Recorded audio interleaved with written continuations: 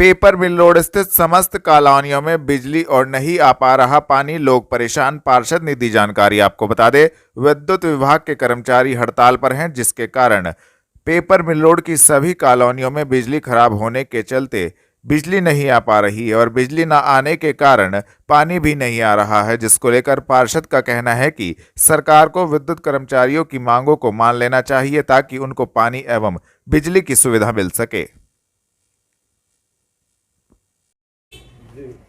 क्या मामला है जो आपके लाइट नहीं आ रही? ये कल रात से बिजली विभाग के कर्मचारी हड़ताल पर थे, अभी है, और कल से ही इतनी दिक्कतें आई है कि रात से पूरी रात लाइट बंद थी और कई पूरे शहर का ही बुरा हाल था। लाइट के साथ साथ में लोगों को पीने के लिए पानी तक भी नसीब नहीं हुआ।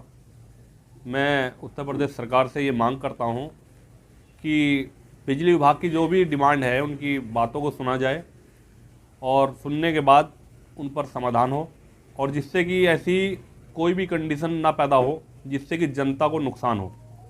जैसे पानी ना मिलना, लाइट नहीं है, पानी नहीं है, तो इन सभी चीज़ों पर सरकार को एक्शन लेना चाहिए और जो इनकी मांग है उन पर भी विचार किया जाना चाहिए, क्योंकि बिजली कर्मचारी हम लोगों को लाइट देने में बहुत अपनी अहम भूमिका निभाता है।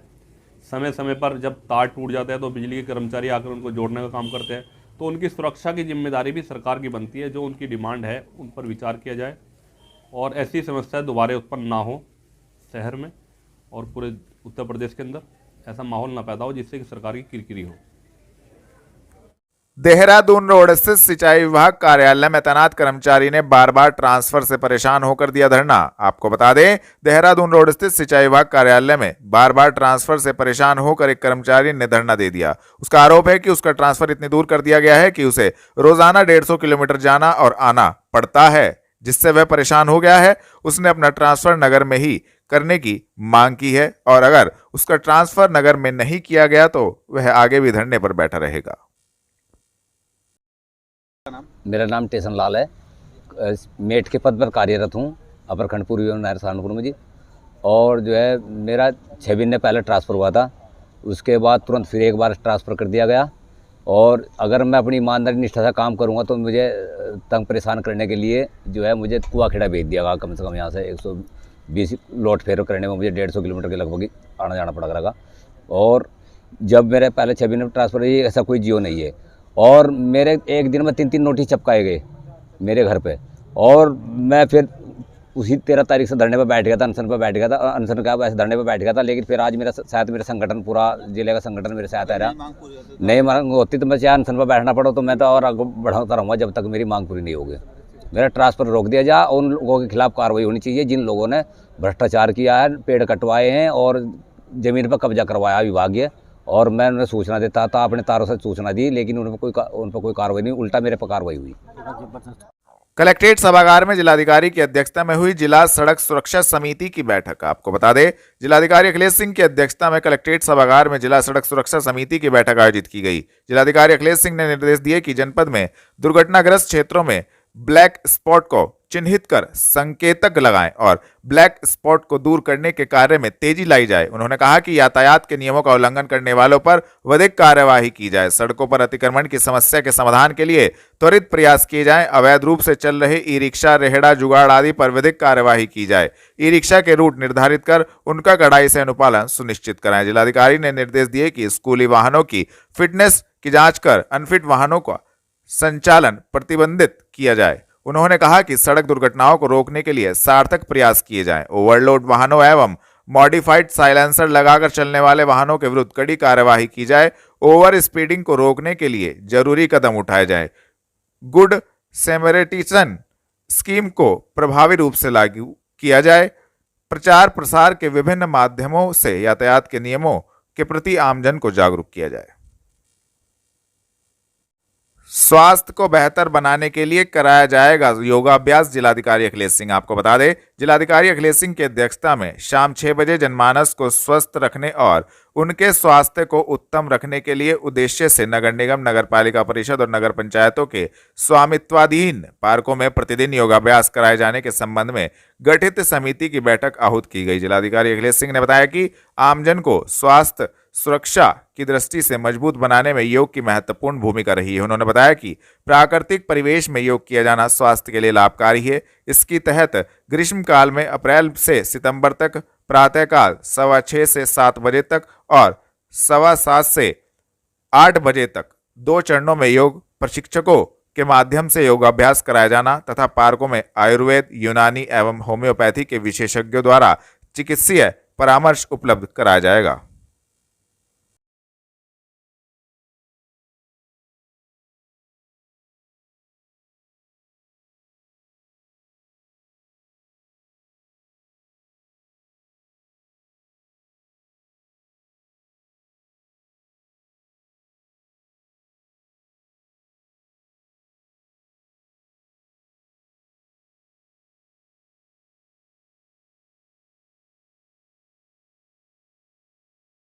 थाना जनकपुरी क्षेत्र के देहरादून हाईवे पर तेज रफ्तार से जा रही कार डिवाइडर से टकराई। कार सवार लोग गंभीर रूप से घायल। आपको बता दें, देहरादून हाईवे पर तेज रफ्तार का कहर देखने को मिला। तेज गति से जा रही कार अनियंत्रित होकर डिवाइडर में टकरा गई और सड़क किनारे पलट गई। कार में सवार 2 लोगों को गंभीर चोटें आई हैं। दोनों लोग अंबाला रोड निवासी बताए जा रहे हैं। कार गागालेहड़ी की ओर से सहारनपुर की ओर जा रही थी। दोनों घायलों को जिला अस्पताल में भर्ती कराया गया है, जहां पर उनका उपचार चल रहा है। पूरा घटनाक्रम थाना जनकपुरी क्षेत्र के देहरादून हाईवे का है।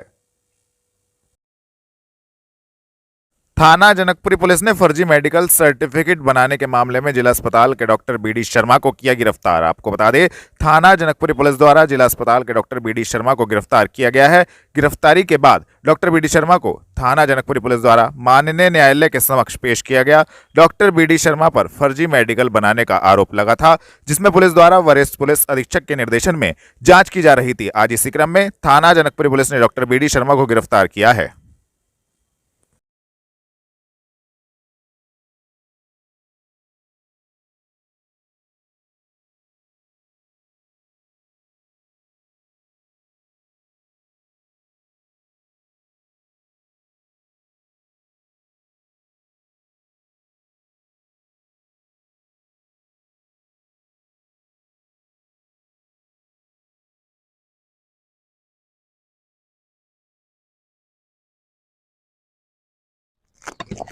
सर, जिला अस्पताल के डॉक्टर जो है फर्जी मेडिकल का मामला कुछ था, उनको गिरफ्तार किया। जी हाँ, जनकपुरी थाने में जो 3/23 मुकदमा अपराध संख्या पंजीकृत हुआ था, जिसमें फर्जी मेडिकल जो बनाए गए थे उस पर विवेचना चल रही थी, तो उसी केस में आज जो हमारे मुख्य अपराधी थे बीडी शर्मा, उनकी आज गिरफ्तारी जनकपुरी थाने द्वारा करी गई है और उनको आज कोर्ट में पेश किया गया। क्या कुछ सर आरोप लगे थे इनके ऊपर?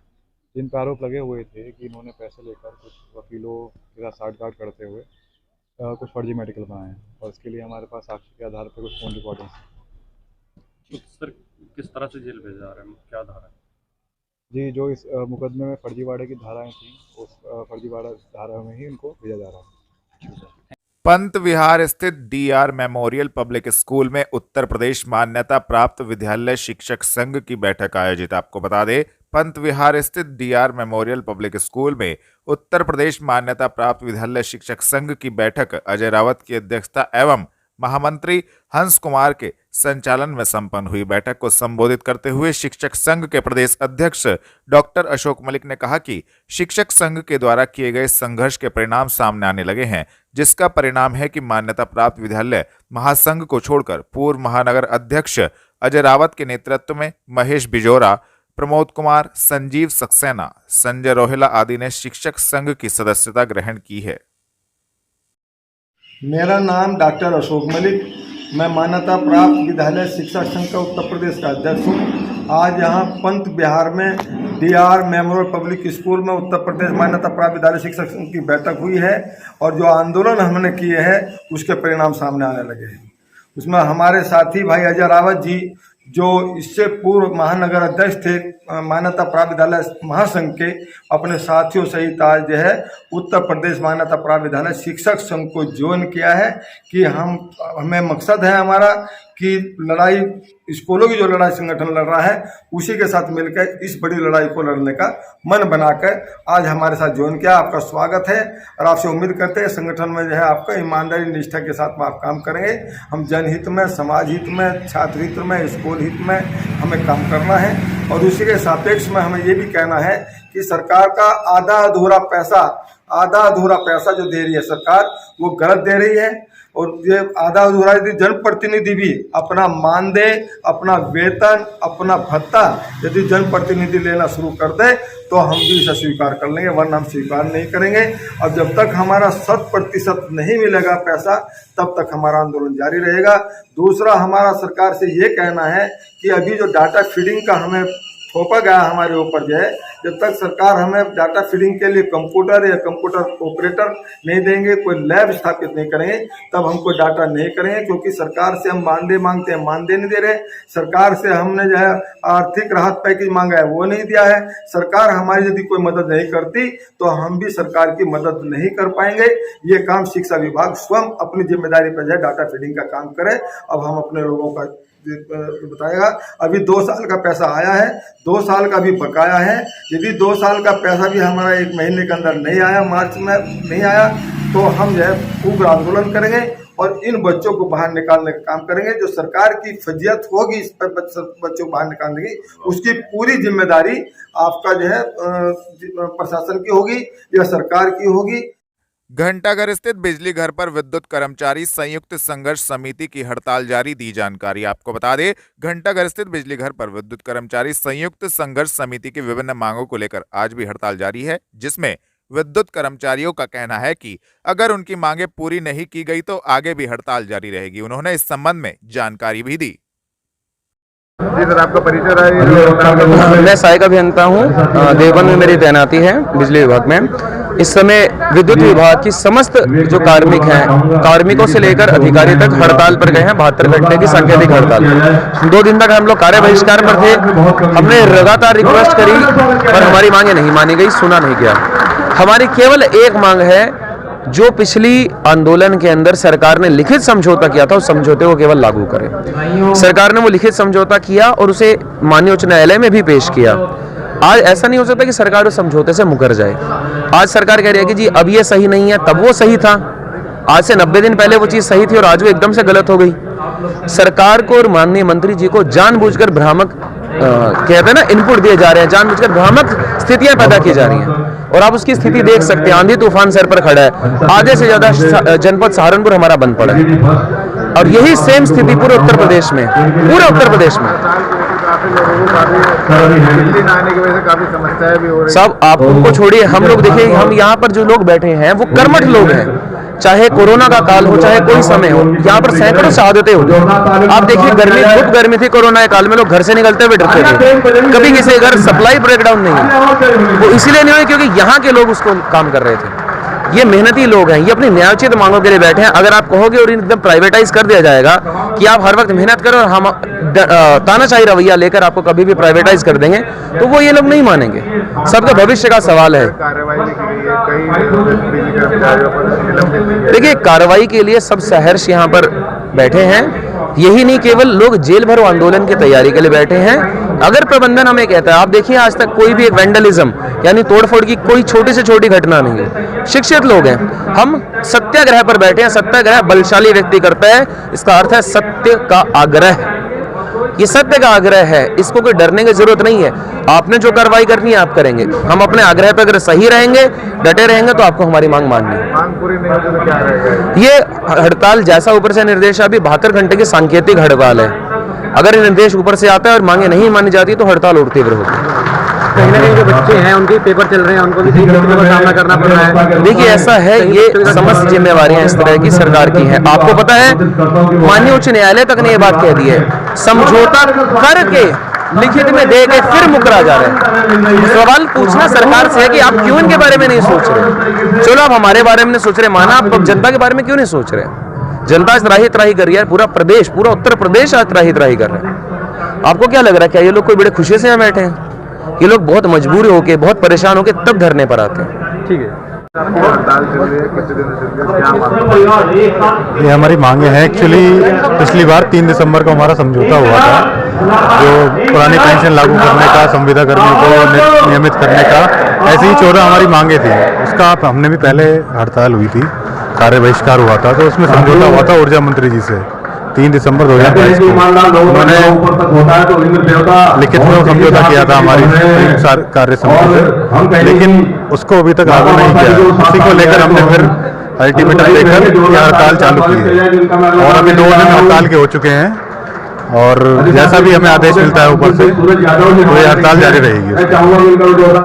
न्यू माधव नगर में एक घर में गिरी आकाशीय बिजली, घर के सारे इलेक्ट्रॉनिक उपकरण फूके, बड़ा हादसा होने से टला। आपको बता दें, मौसम का मिजाज बदलते ही बारिश के साथ साथ तेज बिजली भी कड़क रही है। आकाशीय बिजली गिरने से बड़ा हादसा होने से टल गया। न्यू माधव नगर में एक घर में आकाशीय बिजली गिरने से बिजली के सभी उपकरण फूक गए। गनीमत रही कि किसी व्यक्ति को घर में चोट नहीं आई है, तो वहीं घर में आकाशीय बिजली गिरने से मकान के लेंटर में भी दरार आ गई। इस संबंध में उन्होंने जानकारी दी। जी, आपका नाम? मेरा नाम तरुण शर्मा, कहाँ के रहने वाले? काका हलवाई वाली गली, न्यू माधव नगर, सहारनपुर। ये जो रात बिजली गिरी है, तो किस टाइम की घटना है और क्या क्या इसमें नुकसान हुआ? ये लगभग 2 सवा 2 बजे की घटना है और इसमें लगभग हमारा 60-70 हज़ार रुपये का नुकसान हो गया। क्या चला पता आपको, मतलब बिजली गिरी जब? बच्चा सोया हुआ था बाहर, जब हम जोर से आवाज़ आई तो हम उठ के हमने देखा कि हमारे घर में बिजली गिर गई। बच्चे को जो है आधा पौना घंटा अनकॉन्शियस रहा हो, उसकी हार्ट बीट्स काफ़ी बढ़ गई, फिर आधा पौना घंटे बाद नॉर्मल हुआ। फिर हमने अपने नुकसान का आकलन किया। हमारी पानी की मोटरें, फ्रिज, टीवी वगैरह सारे इक्विपमेंट शॉर्ट हो गए बिजली गिरने से, और इसका प्रेशर इतना ज़्यादा था कि आपने देख लिया दीवारों तक में फाड़ के बिजली बाहर निकली है। जी, आपका नाम? मेरा नाम मिसेज अंजू शर्मा है। कहाँ के रहने वाले हो? मैं यही सहारनपुर की रहने वाली हूँ और मैं प्राइवेट टीचर हूँ। ये तो रात बिजली गिरी किस समय की घटना? ये रात लगभग 2:15 बजे की घटना है।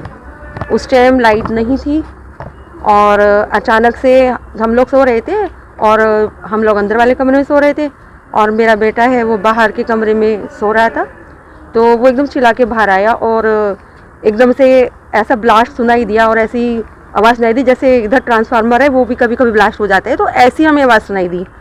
तो वो चिल्ला रहा था मम्मी पापा और ऐसे कुछ जर्क सा कर रहा था। हम सोचे इसको ये है कि झटका लग गया, तो हम इसको अंदर ले आए।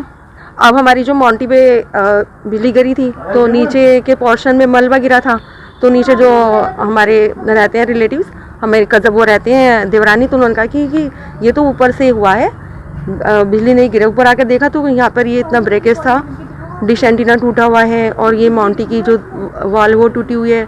फिर देखा कि जिस कमरे में मेरा बेटा सोया था उसके पंखे में भी थोड़ा कुछ ब्लैकिश है और कमरे में दो स्विच बोर्ड है। एक स्विच बोर्ड का तो स्विच गिरा हुआ है, दूसरा स्विच बोर्ड बाहर आके गिरा हुआ था और जीने में वायरिंग वगैरह इसका तो मैं अंदाजा नहीं लगा सकती कितना हुआ है, मुझे इतना नहीं पता है। हाँ, लेकिन नुकसान तो हुआ है। सारी वायरिंग वगैरह नहीं, चोट वगैरह तो किसी को नहीं आई, बस थोड़ा बेटा अनकॉन्शियसनेस था, घबरा सा गया था, रो रहा था।